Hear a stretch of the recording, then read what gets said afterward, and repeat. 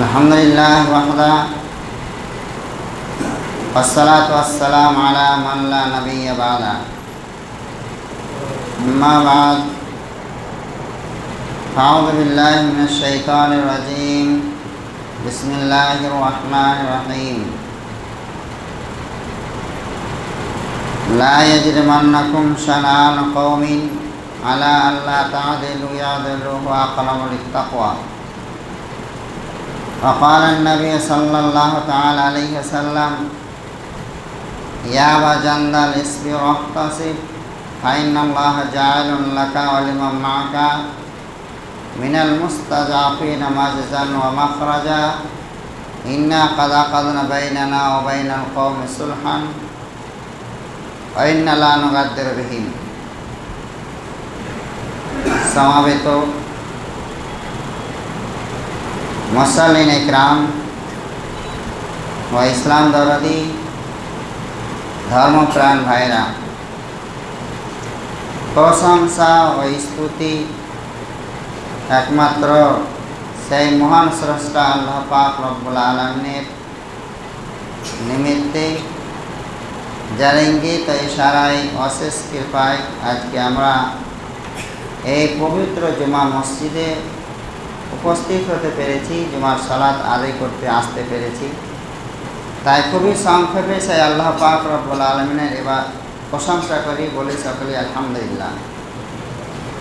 তারপরে আমাদের বিশ্ব নেতা মহামানব তাজদারে মাদানী আহমদ মুস্তাফা মোহাম্মদ মুস্তাফা নবী আকরাম সাল্লাল্লাহু তাআলা আলাইহি ওয়াসাল্লাম, তার প্রতি শত সহস্র দরুদ ও সালাম শান্তির ধারা বর্ষিত হোক। আল্লাহুম্মা সাল্লি আলাইহি আল্লাহুম্মা বারিক আলাইহি। শুধু পবিত্র কোরআন মাজিদ থেকে একটি আয়াত ও ছোট্ট একটি হাদিসের টুকরো পাঠ করেছি, সেদিকে লক্ষ্য রেখে আমার আলোচনা ইতিটাম ইনশাআল্লাহ আমার তৌফিকে ইল্লা বিল্লাহ। কথাটি হলো, সারা পৃথিবীতে বিভিন্ন রকমের ধর্ম আছে, তার মধ্যে আমরা যে ধর্ম পালন করি সেটা হচ্ছে ইসলাম। বিশ্বের একাধিক ধর্ম নিয়ে কোনো মাথা ব্যথা নেই, এই ইসলামটাকে নিয়ে প্রায় মানুষের অনেকেই অনেক রকমের মন্তব্য মাথা ব্যথা থাকে। সমাজের কতগুলি কট্টরপন্থী পার্টি ইসলাম ও মুসলমানদের বিরুদ্ধে বিভিন্ন রকমের মিথ্যা অপবাদ আরোপ করে থাকে। কেউ বলে ইসলাম একটি গণধর্ম, মুসলিম নেতারা নাকি শুধু সমাজের ধ্বংস চায়, কোরআন নাকি শুধু শাস্ত্রদায়িকতা, সন্ত্রাসবাদ, হিংসাত্বের শিক্ষা দেয়। আমি বলবো এগুলো শুধু মিথ্যা অপবাদ মাত্র। কেননা ইসলাম ও কোরআন মানুষের সাথে কীরূপ ব্যবহার করতে হবে যে শিক্ষা দিয়েছে, এটা জোর গলায় বলতে পারি সারা বিশ্বের কোনো ধর্ম তা দিতে পারেনি। ছোটরা বড়দের সাথে কীরকম আচরণ করবে, বড়রা ছোটদের সাথে কীরকম ব্যবহার করবে, মা মেয়ের সাথে, মেয়ে মায়ের সাথে, বাবা ছেলের সাথে, প্রত্যেকে এক কথায় প্রত্যেকের সাথে কীরকম ব্যবহার সদাচরণ করবে, এই বিষয়ে কোরআন স্পষ্ট বলে, লা ইয়াজরিমান্নাকুম শানাআনু কওমিন আলা আল্লা তা'দিলু ইয়া'দিলু হুয়া aqrabu lit-তাকওয়া। অর্থাৎ কোনো জাতির শত্রুতার কারণে তোমরা বেইনসাফি করো না, ইনসাফ করো, সেটাই পরহেজগারির অতি নিকটবর্তী। শুধু অতএব দেশ, জাতি, ধর্ম, বংশের পার্থক্য হওয়াটা, আলাদা হওয়াটা মুসলমানকে অন্যায় ও বেইনসাফির ইজাজত দেয় না।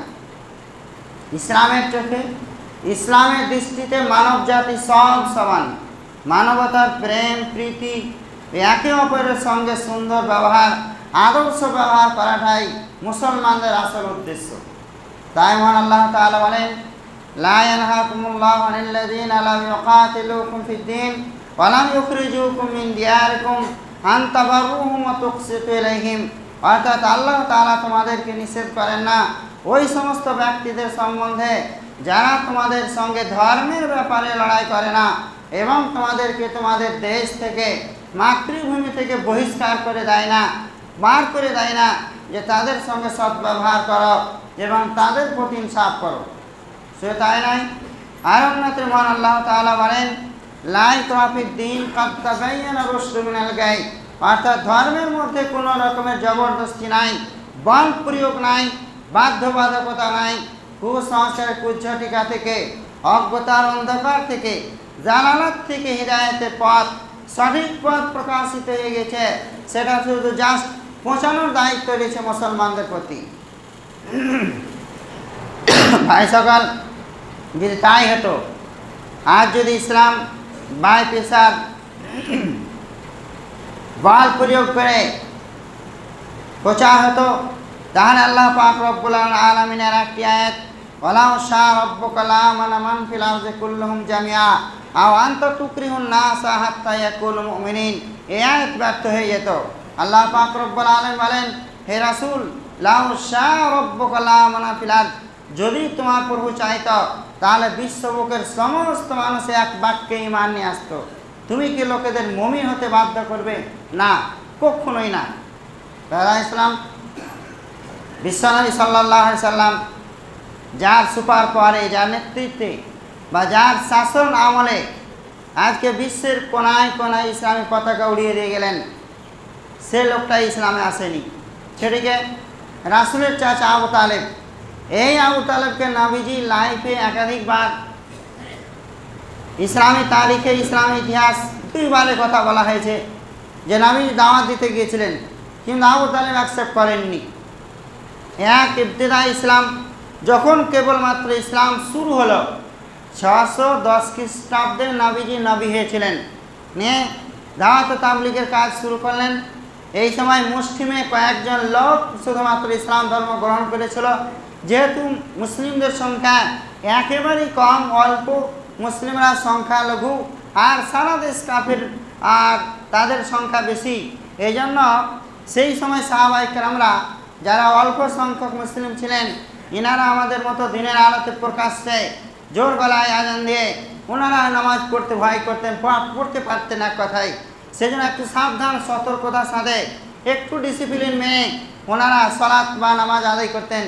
এই হিসেবে আল্লাহ রাসূল সাল্লাল্লাহু আলাইহি ওয়াসাল্লাম এবং হযরতে আলী রাদিয়াল্লাহু তাআলা আনহু একদিন উহুদ পাহাড়ের পৃষ্ঠদেশে অপোজিট সাইডে, যেদিকে লোক যায় না বা ব্যবহারের প্রয়োজন পড়ে না, ঠিক এইরকম একটি সতর্কমূলক জায়গাতে নামাজ পড়ছিলেন। আর এই আবু তালেব খোঁজ করতে করতে সেখানে গিয়ে কোনো কর্মে পৌঁছে যাক, যে দেখলেন যে আমার ছেলে আলী এবং ভাইপো মুহাম্মদ সাল্লাল্লাহু আলাইহি ওয়াসাল্লাম এরা দুজনে কি একটা নতুন কাজ করছে। এরা একটা কাজ করছে যেটা কোনোদিন আবু তালেব করতে দেখেনি বা চোখেও কানেও শুনেনি।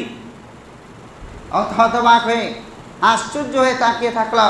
আল্লাহ রাসূল সাল্লাল্লাহু আলাইহি ওয়াসাল্লাম নামাজ পড়তেই থাকলেন। নামাজ পড়া শেষ হয়ে গেল, নবীজি সালাম ফিরিয়ে দিলেন। সালাম ফেরার শেষে আবু তালেব জিজ্ঞেস করলো, মা যা আমিল তোমরা যে কাজটি করছিলে এটি কী কাজ? নবীজি বললেন, আম্মে, আপনি যে শুনেছেন আমি একটা নতুন ধর্মের প্রচার প্রসার করছি, দাওয়াত ও তাবলীগ করছি, যার নাম হচ্ছে ইসলাম। এই ইসলামকে মানা এটা একটা পদ্ধতি, এটা একটা সিস্টেম। এর নাম হচ্ছে নামাজ। রাত দিনে 24 ঘন্টায় 5 ওয়াক্তের নামাজ আমাদেরকে পড়তে হয়। এরই নাম হচ্ছে আসল তৌহিদ। আমি এই তৌহিদের দাওয়াত দিচ্ছি মানুষদেরকে। তখন আবু তালেব বলেছিল, তাই নাকি? যদি তাই হয়, এইরকমই যদি ইসলাম হয়, যার সামনে কোনো ঠাকুর নাই, দেবী দেবতা নাই, মূর্তি পূজা নাই, কিছু না রেখে যদি অন্ধের মতো বিশ্বাস করে এক আল্লাহর ইবাদত করা হয়, তাহলে আমি আবু তালেব জোর কণ্ঠে বলছি, তোমাদের ইসলাম চাইতে বিশ্বের কোনো ধর্ম উত্তম হতে পারে না। নিঃসন্দেহে মনোনীত ধর্ম, একবারে সলিড ধর্ম, উত্তম ধর্ম হচ্ছে ইসলাম। নবীজি ভাবলেন, আমার চাচার মুখ দিয়ে এত সুন্দর কথা বেরোলো, তাহলে হয়তো চাচার মন চেঞ্জ হয়ে গেছে। এই সময় সুযোগে সদ্ব্যবহার, রাসূল সাল্লাল্লাহু আলাইহি ওয়াসাল্লাম বললেন, কুল আমি লা ইলাহা ইল্লাল্লাহ হাজমুন আলাকাল জান্নাহ। চাচা, তাহলে আপনি লা ইলাহা ইল্লাল্লাহ পড়ে নিন, আপনার জান্নাতের দায়িত্ব নিচ্ছি। আবু তালেব বলেন, না না, এটা হবে না, এত তাড়াতাড়ি আমার কালেমা পড়া যাবে না। আমি একটু চিন্তা ভাবনার ব্যাপার আছে, আমার পিছনে লোক আছে। আমি যেহেতু মক্কার শাসক, মক্কার সর্দার, তখন বংশ সর্দার হতো মোতাওয়াল্লি, তো আমি মক্কার মোতাওয়াল্লি, আমার পিছনে অনেক লোকজনের ব্যাপার আছে, জনতা আছে। চিন্তা ভাবনা করে আমি কথা বলবো। এই মুহূর্তে আমি চট করে ইসলাম গ্রহণ করছি না। তবে একটি কথা জেনে রাখো, এই আবু তালেব যতদিন বেঁচে থাকবে তোমাদেরকে এইভাবে সাবধান সতর্ক ভয় ভীত সন্ত্রস্ত হয়ে নামাজ কালাম করতে হবে না। তোমরা সেই প্রকাশ্যে দিনের আলোতে স্পষ্টভাবে তোমরা নামাজ পড়ো, আজান দাও। আবু তালেব যতদিন বেঁচে থাকবে তোমাদের কেউ ইসলাম প্রচার করতে রাস্তা আটকাতে পারবে না, তোমাদের নামাজ পড়তে বাধা দিতে পারবে না। তোমরা জোর কণ্ঠে দাওয়াতে তাবলীগের কাজ শুরু করে দাও। আবু তালেবের পাওয়ার পেয়ে নবীজি দাওয়াতে তাবলীগের কাজ জোর কদমে শুরু করলেন। সাহাবায়ে কেরামরা জোর কদমে দাওয়াতে তাবলীগ ইসলাম প্রচার করতে লাগলেন।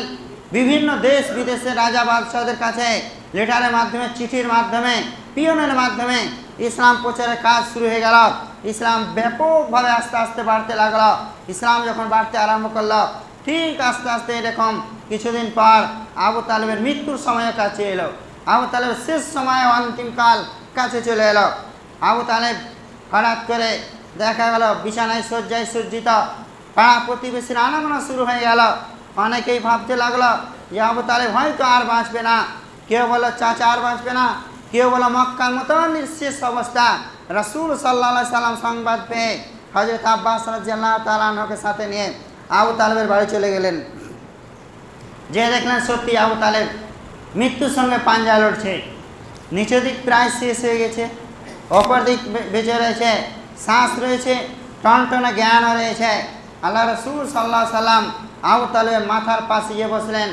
আর চারিদিকে কিন্তু মক্কার আরও অন্যান্য উচ্চ নেতৃত্ব কাফির দল তারাও বসেছিলেন, যেমন আবু জেহেল, আবু লাহাব, শাইবা, রাবিয়া, উমাইয়া বিন খালদ, উতবা, এরা উচ্চ নেতৃত্ব, এরা কাফির দল, বেশ ভালো বড় বড় নেতা, এনারাও বসেছিলেন। আর আল্লাহ রাসূল সাল্লাল্লাহু আলাইহি সাল্লাম কাফের সেই আবু তালেবের মাথার পাশে গিয়ে বসলেন আর মাথায় হাত দিয়ে বললেন, কুল আম্মে লা ইলাহা ইল্লাল্লাহ আযমানা লাকাল জান্নাহ। চাচা আপনার বয়স তো শেষ, আপনি তো মরেই যাবেন। আপনি অন্তিমকালে শেষ মুহূর্তে একবার লা ইলাহা ইল্লাল্লাহ পড়ে নিন, আমি আপনার জান্নাতের জামিনদার হয়ে যাব, জান্নাতের দায়িত্ব নিয়ে নেব। পৃথিবীর প্রথম ব্যক্তি আপনি হবেন, এক ওয়াক্তের নামাজ না পড়ে জান্নাতে চলে যাবেন। সুতরাং আপনি শেষ বয়সে কালেমাটা পড়ে নিন। বুখারী দ্বিতীয় খণ্ডে হাদিসটি এসেছে, কাদ হাম্মা বিহি আবু তালেব। আবু তালেব মনে মনে ভেবেছিল তাহলে কালেমাটা পড়ে নিই।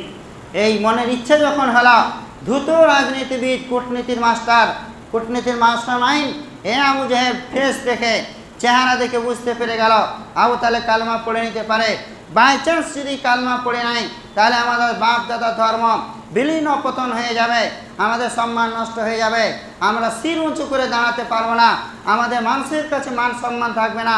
অতএব আবু তালেবকে কালেমা পড়তে দেওয়া হবে না। তখন আবু জেহেল বলল, আলা আলা তুকসিনি সাইরাল আম, হ্যাঁ আবু তালেব সাবধান সতর্ক হয়ে যাও, তুমি কালেমা পড়বে না। শেষ বয়সে কালেমা পড়ে আমাদের বাপ দাদা ধর্মকে কলঙ্কিত করে যাবে না, ইতিহাস কলঙ্ক লেপন করে যাবে না। তুমি যে বাপ দাদা ধর্মে আছো সেই ধর্মের উপরে নিঃশ্বাস ত্যাগ করো। তখন আবু তালেব বলেছিল, এই গান আমত আলা দিনে আবাই, তাহলে আমি আমার বাপ দাদার ধর্মের উপরেই নিঃশ্বাস ত্যাগ করছি। এই বলে সে মৃত্যু দিকে ঘুরে গেল।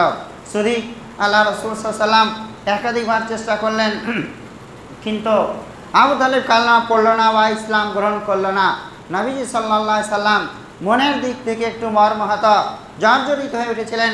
আল্লাহ পাক রব্বুল আলামিন সঙ্গে সঙ্গে একটি আয়াত অবতীর্ণ করলেন, ইন্নাকা লা তাহদি মান আহবাবতা ওয়ালাকিন্নাল্লাহা ইয়াহদি মান ইয়াশা। হে রাসূল, তুমি যাকে ইচ্ছা করো তাকে হিদায়াত দিতে পারো না, আল্লাহ পাক রব্বুল আলামিন যাকে ইচ্ছা করেন তাকেই হিদায়াত দিয়ে থাকেন। অতএব হিদায়াতের মালিক, পথ দেখানোর মালিক হচ্ছে আল্লাহ। তোমাদের কাজ হচ্ছে পৌঁছে দেওয়া, শেয়ার করে দেওয়া, তাবলীগ করে দেওয়া। ইসলাম আল্লাহ পাক রব্বুল আলামিন নবীজিকে বললেন, তবে একটি কথা, তোমার যেহেতু চাচা আবু তালেব, এই আবু তালেবকে অন্যান্য পাপীদের মতো, অন্যান্য আসামি মুজরিম গুনাহগার ব্যক্তিদের মতো সরাসরি জাহান্নামে নিক্ষেপ করা হবে না। কোথায় থাকবে? জান্নাতে। জান্নাতও থাকবে না, তাহলে কোথায় থাকবে? জাহান্নামের পাড়েই থাকবে। আর জাহান্নামের আগুনের তৈরি দুটি বুট, দুটি জুতো তার পায়ে পরিয়ে দেওয়া হবে। আর সেই জাহান্নামের আগুনের বুট পরে তার মাথার মগজ এগলি মিনহ মধ্যে মাঘি, তার মাথার মগজ টকবক টকবক করে ফুটবে। জালাইকা ইসরামিন আল আযাব, এটি হচ্ছে আমার কাছে সব চাইতে ন্যূনতম মানের আযাব। নিম্ন শ্রেণীর আযাব, এটা তোমার চাচা আবু তালেবকে দিব। ইসলাম এখান থেকে শিক্ষণীয় বিষয় হলো দুটি মশলা ইস্তেমাত হবে। এক, যে আবু তালেব জাস্ট ইসলাম কবুল করেনি, কিন্তু সে অমুসলিম হওয়া সত্ত্বেও ইসলামের যে সেবা, ইসলামের যে খিদমত করেছিল অর্থ দিয়ে, সময় দিয়ে এবং সাহস যোগে, তা আমরা মুসলিম হলেও তা করতে পারি না। কিন্তু অপরাধ ছিল শুধু কালেমা পড়েনি। আমরা কালেমা পড়েও অতটা করতে পারবো না যতটা ইসলামের সেবা আবু তালেব করে গিয়েছে। কিন্তু অপরাধ কালেমা না পড়ার কারণে তাকে বুট পড়ানো হবে। আমাদের সমাজে কিছু সংখ্যক লোক আছে যে তারা টাকনুর নিচে প্যান্ট বা লুঙ্গি পড়তে অভ্যস্ত। এক শ্রেণীর লোক আছে, দুই শ্রেণী হয় এরকম। এক শ্রেণীর লোক আছে গরুর, মানে আত্ম অহংকার, গরুর বলা হয় এক অপরকে ছোট মনে করা, নিজেকে বড় মনে করা। এইরকম উদ্দেশ্যে কেউ যদি টাকনুর নিচে প্যান্ট বা লুঙ্গি পরে, তাহলে তার হুকুম হলো তাকে সরাসরি জাহান্নামে ফেলা হবে। দুই নম্বর শ্রেণীর লোক হয় যে বলে মহারানা আমাদের কাউকে অহংকার করার বা ছোট ভাবার সেরকম আমাদের ইচ্ছা নাই, তবে ভালো প্যান্ট, দামি প্যান্ট বা দামি লুঙ্গি একটু টাকনুর নিচে থেকে না পড়লে ভালো লাগে না, ওচ্ছা লাগে, বোকা বোকা লাগে, সেই জন্য পড়ি, বাকি কাউকে অহংকার দেখাই না। এই ছেলেটিকে বা এই লোকটিকে যেরকম আমরা কাবাব পুড়াই, কাবাব বা ভুট্টা নিয়ে আগুনে ভরে দেওয়া হয়, শিকটা বাইরে থাকে, ঠিক ওরকম টাকনুর নিচেকার সাইডটাকে এইভাবে জাহান্নামে ধরা হবে। আর তার টাকনুর নিচে যেদিকে লুঙ্গি বা প্যান্ট ঝুলঝলা, সেই দিকটা জাহান্নামে পড়বে। আর সঙ্গে সঙ্গে শরীরের সমস্ত রক্ত মাংস গলে পড়ে যাবে। ইসলাম সামান্য একটি ভুল, যে শুধু টাকনুর ওপরে পড়া আর নিচে পড়া, ওপরে পড়লেই নেকি পাওয়া যাবে, নিচে পড়লেই জাহান্নামে যেতে হবে। টাকনুর নিচে প্যান্ট পড়তে গেলে আরও কত ক্ষতি, নামাজ হয় না। কি করে নামাজ হয় না? যে প্যান্টগুলো টাকনুর নিচে থাকে সেই প্যান্টগুলো অনেকটা টাইটও থাকে, এতটাই টাইট থাকে যে পেশাব পায়খানা করতে অসুবিধা হয়। সেই যুবকটা করে কি, নিরুপায় হয়ে বসতে পারা যায় না, তো দাঁড়িয়ে দাঁড়িয়ে পেচ্ছাব করে দেয়, দাঁড়িয়ে দাঁড়িয়ে পানিও ইউজ করে নেয়, ব্যবহার করে নেয়, নিয়ে পেচ্ছাবের ছিটা তার প্যান্টে লাগলো, শরীরে লাগলো। এই প্যান্ট নিয়ে সে উজু করে নামাজ পড়ে নিল, বুঝে এলো না তার নামাজ হলো কি হলো না, আদৌ তার নামাজ হয়েছে কিনা সেটা আর জানা থাকলো না। নামাজের ক্ষতি হলো, তারপরে এই সামান্য ভুলের কারণে তার কবরেও ক্ষতি হয়ে যাবে। আল্লাহ রাসূল সাল্লাল্লাহু আলাইহি ওয়াসাল্লাম একদিন দুটি কবরে পাশ দিয়ে হেঁটে যাচ্ছিলেন। মাররান নবী সাল্লাল্লাহু আলাইহি ওয়াসাল্লাম আলা কাবরাইন ওয়া হুমা ইউআযাবান, নবীজি দুইজন কবরবাসীর পাশ দিয়ে অতিক্রম করে যাচ্ছেন, তো তাদেরকে শাস্তি হচ্ছে, আযাব হচ্ছে। আল্লাহ রাসূল বলেন ওয়া হুমা ইউআযাবান, এদের দুইজনকে কবরে আযাব হচ্ছে। ওয়া মা ইউআযাবান ফি কাবীরিন, খুব একটা বড় পাপ, বড় অপরাধ, এই কারণে শাস্তি হয় না, সামান্যতম ভুলের কারণে শাস্তি হচ্ছে। কি? ইম্মা আহাদুহুমা ইয়ামশি বিন নামিমা, এদের দুজনের মধ্যে একজন যখন রাস্তায় চলত, পথে হাঁটত, চুগলখড়ি করত, মানে এর কথা ওকে লাগিয়ে দিত, ওর কথা ওকে লাগিয়ে দিত, ওর ভিতরে কথা থাকতো না, গোল আলোর মতন, ফুটবলের মতন ঘুরে বেড়াতো। এই সামান্য ভুল কথা লাগিয়ে বেড়াইতো, সেই জন্য তাকে শাস্তি হয়েছে। বলে আখার লায়াস্তান জমিনাল বল, দ্বিতীয় জন ব্যক্তি পেচ্ছাবের ছিটা থেকে বাঁচত না, সেই জন্য তাকে শাস্তি হচ্ছে। তা সামান্য ভুল, পেচ্ছাব ফিরলাম, গুরুত্ব দিলাম না, ছিটা পেয়ে গেল, এই নামাজ হলো না, আর কবরের শাস্তি ভোগ করতে হবে। আল্লাহ রাসূল করলেন কি, একটি খেজুরের কাঁচা ডাল কেটে নিয়ে আসতে বললেন, ও গারাসা আলহাজা, ও গারাসা আলহাজা, অর্ধেক করে দিয়ে এই কবরে একটি দিলেন, আর একটি কবরে আর একটি পুঁতে দিলেন, আর বললেন ইউখাফফিফুল আযাব মা লা ইয়াইবাসা, যতক্ষণ পর্যন্ত ডাল দুটো শুকিয়ে না যাবে ততক্ষণ পর্যন্ত এদের আযাব শাস্তি কম হবে, হালকা হবে। কতদিন? যতদিন না ডাল শুকিয়ে যাবে, কাঁচা থাকবে ততদিন। এখন তো রাসূল নাই, আর কেউ কবরের আযাব, যতই বড় আলেম ওলামা মুহাদ্দিস পণ্ডিত হোক, কবরের আযাবকে অনুভব করতে পারেন না, একমাত্র জিন আর পশু প্রাণী ছাড়া, জিন ইনসান বাদে পশু প্রাণীরাই বুঝতে পারে, বাকি জিন ইনসান পারে না কবরের আযাব। রাসূলকে সেটা স্পেশালভাবে খাস হিসেবে আল্লাহ তাআলা জানিয়ে দিয়েছিলেন। দুই নম্বর কথা হলো, একটি হাদিস আছে, ইন্না রাজুল ইউসাল্লি সিত্তিনা সানাতান, একজন লোক 60 বছর ধরে নামাজ পড়েছে, অমা তুকবাল আল্লাহ সালাতুন, তথাপিও এক ওয়াক্তের নামাজ আর অ্যাটেন্ডেন্সে নাই। নামাজে দুইবার হাজির হয়, একবার আসরের সময়, একবার ফজরের সময়। যে সমস্ত ফেরেশতারা ফজরের সময় আসেন আসর পর্যন্ত ওনারা থাকেন, আবার আসরের সময় যারা আসেন তারা ফজর পর্যন্ত থাকেন। দুইবার ফেরেশতা চেঞ্জ হয় আর মুসাল্লিদের হাজিরি হয়। তাই যে লোকটি 60 বছর ধরে নামাজ পড়েছে, এক ওয়াক্তের নামাজ তার খাতাতে অ্যাটেন্ডেন্সে রেজুলেশন বুকে তোলা নাই, কোথায় গেল? আল্লাহ রসুলকে জিজ্ঞেস করা হতো, নবীজি বললেন লা আল্লাহু ইয়তিমুর রুকু ওয়ালা ইয়তিমুস সুজুদ। হতে পারে এই লোকটি মুসাল্লিটি রুকু ঠিকঠাক করেছিল, পিঠ মাথা সমানভাবে শৃঙ্খলাবদ্ধভাবে ডিসিপ্লিন বজায় রেখে ইতিদাল খুশু খুজু বিনয় নম্রতার সাথে উজু করা হয়েছিল, রুকু করা হয়েছিল। ওয়ালা ইয়তিমুস সুজুদ, কিন্তু এর সিজদা করা হয়নি, সিজদায় ভুল ছিল, সেজন্য তার নামাজের হাজির হয়নি। অথবা ইয়তিমুস সুজুদ ওয়ালা ইয়তিমুর রুকু, সিজদা খুব সুন্দর করা হয়েছিল, খুশু খুজু ইতিদাল এবং বিনয় নম্রতার সাথে সিজদা ঠিক হয়েছিল। ওয়ালা ইয়তিমুর রুকু, রুকু করা হয়নি, সেই জন্য তার নামাজ অ্যাটেন্ডেন্সে তোলা হয়নি। কিংবা হতে পারে তার মূলেই উজু করা হয়নি। যে লোকটার প্যান্টের পেচ্ছাপের ছিটা লেগেছিল, শরীরে পেচ্ছাপের ছিটা লেগেছিল, শরীরই তো অপবিত্র হয়ে গেছে, উজু কী করে হলো? এই সব ভুলের কারণে আমরা নামাজ পড়েও নামাজের নেকি পাবো না। খাতা ব্ল্যাঙ্ক থেকে যাবে, ফাঁকা থেকে যাবে, শূন্য থেকে যাবে। সুতরাং ইসলামের নিয়ম পদ্ধতি শুধু এইভাবেই মানতে হবে যেরকম নাবিজি বলেছেন। মুসা আলাইহিস সালামের তো যুগ নাই যে পেচ্ছাপের ছিটা লেগে গেলে চামড়া চেঁচে ফেলে দিতে হবে, এইরকম তো যুগ নাই। মুসা আলাইহিস সালামের যুগে ছিল পেশাবের ছিটা পায়খানার ময়লা যদি লেগে যায় আপনাকে চামড়া কেটে ফেলবেন তবেই পবিত্র হবে। এখন তো আমাদের ইসলাম মডার্ন আপডেট, শুধুমাত্র জাস্ট একটু ধুয়ে দিলেই হবে। সতর্কতার সাথে ঢিল প্যান্ট পরে পেশাব করলেই হবে, সতর্কতার সাথে পেশাব পায়খানা পবিত্র করলেই, পরিষ্কার করলেই আমাদের পাক ও সাফ হয়ে যাবে। পরিশেষে সময় শেষ, পরিশেষে আল্লাহ পাক রব্বুল আলামিনের কাছে দোয়া করি, আল্লাহ পাক রব্বুল আলামিন আমাদের প্রত্যেকটি মুসলিম ভাই বাবাজি এবং শিশু কচি কাজা প্রত্যেকে জানে ইসলামের নিয়ম কানুন, ইসলামের বিধান পরিপূর্ণভাবে পুঙ্খানুপুঙ্খরূপে মানার তৌফিক দান করেন, আমিন। এলাল আলামিন। আমরা যতগুলো লোক এই খুতবা আলোচনা শুনলাম, আমরা প্রত্যেকেই যাতে পরিষ্কার পরিচ্ছন্নতাভাবে এবং সঠিকভাবে উজু করে নামাজ আদায় করতে পারি। আল্লাহ তুমি প্রত্যেককে, যতগুলো লোক এই মসজিদে জমা পড়তে এসে আল্লাহ তুমি সকলকে মুসাল্লি বানিয়ে দাও, পাক্কা ইমানদার বানিয়ে দাও, বলুন আমিন। এলাল আলামিন। আমাদের যতগুলো লোক আমরা এই মসজিদে এসেছি সকলের গুনাহগুলিকে ক্ষমা করে দাও, আমিন।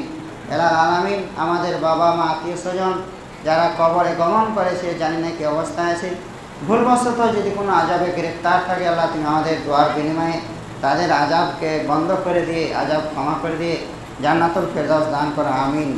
এলাল আলামিন। আমাদের নিউ জেনারেশন কচু কাছা যারা এসছে তাদেরকে যাতে আমরা ইসলামী শিক্ষায় শিক্ষিত করে গড়ে তুলতে পারি তার তৌফিক দান করো, আমিন। ওয়া আকুলু কওলি হাযা আস্তাগফিরুল্লাহ ওয়া লাকুম ওয়া লিসাইরিল মুসলিমিন।